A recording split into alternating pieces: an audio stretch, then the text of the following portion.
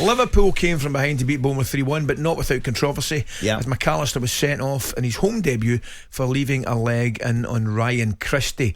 You could see the bemusement in McAllister's face, and Klopp was none too happy after it either.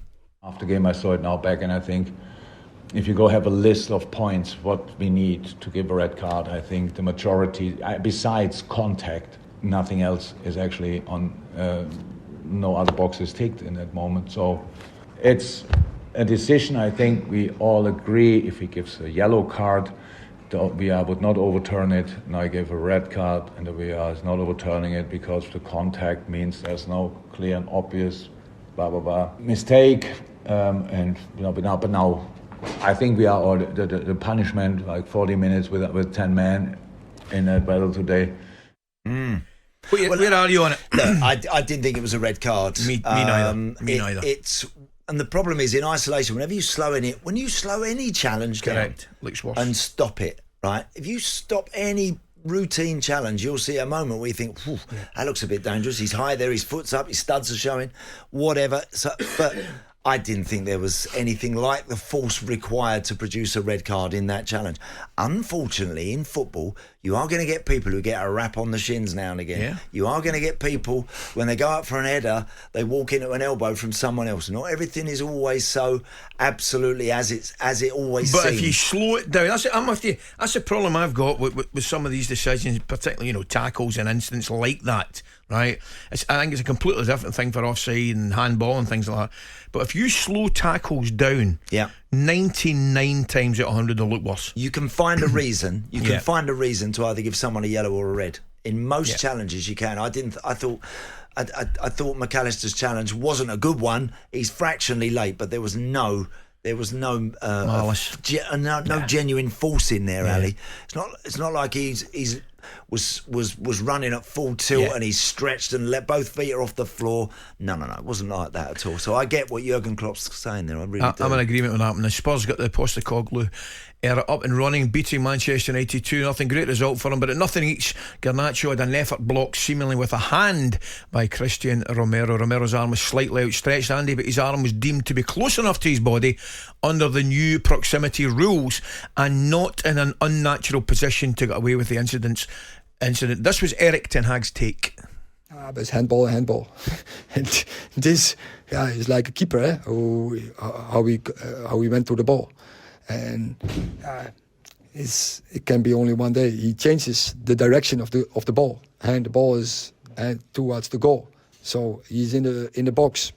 What can be else than penalty? Okay, I'll give you Bruno Fernandes. Last week they made a big thing on United not having a penalty against Wolves. I want to see what's going to happen this week, if it's going to happen the same show as they did last week. I want to see if John Moss also comes to apologise to our dressing room like they said he did to the manager of Wolves. Now the first thing I would say on it, Andy, I don't think Ten Hag did himself any favours last week. Right? Of course he didn't. No, of course he didn't. In all honesty, listen, if that is his opinion, and it's genuinely his opinion, he's entitled to it, and fair enough.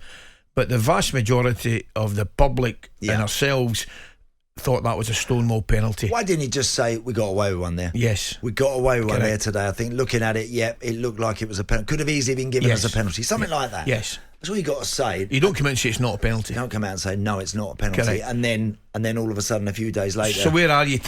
Where are you in yesterday's? I was working on that one at Spurs, and when it happened, I said as soon as I saw the first angle, I said you're going to be very lucky to get away with this, because and the reason why you have to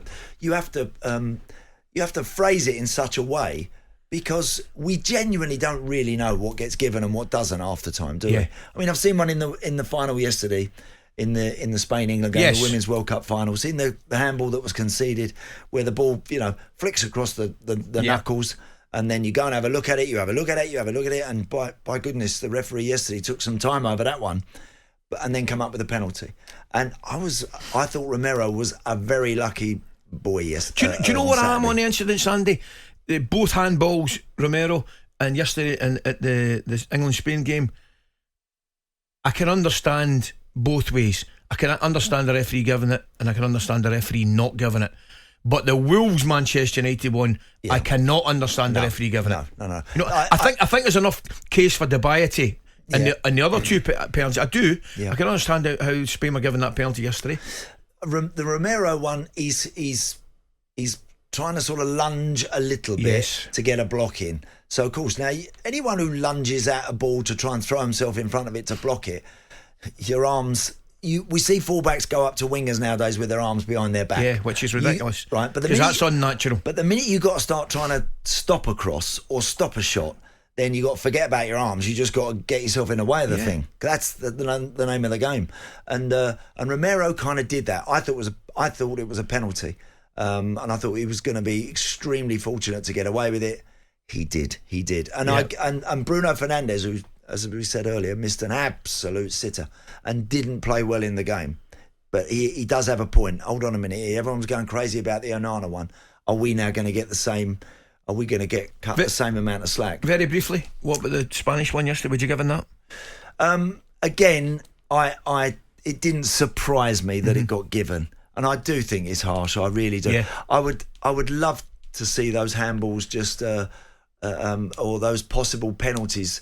Ali, I said a couple of weeks ago with Andy Goldstein on Drive. I'm not sure about how we're operating this with VAR. I don't think we're doing it as well as we could. And I personally would have VAR only now. Honestly, I mean this, and I'm a big fan of it, and I know they're not going to change it. I would just have it for goals, check the goals, check if there's an offside, check if there's a handball in the build-up, check if there's a foul. But I wouldn't have it. I think I would go back to letting the referee make a call on a handball in the box or a possible penalty decision because we're not getting any clearer. We're not getting the outcomes that we all think we should be getting. So we might as well go back to where we were.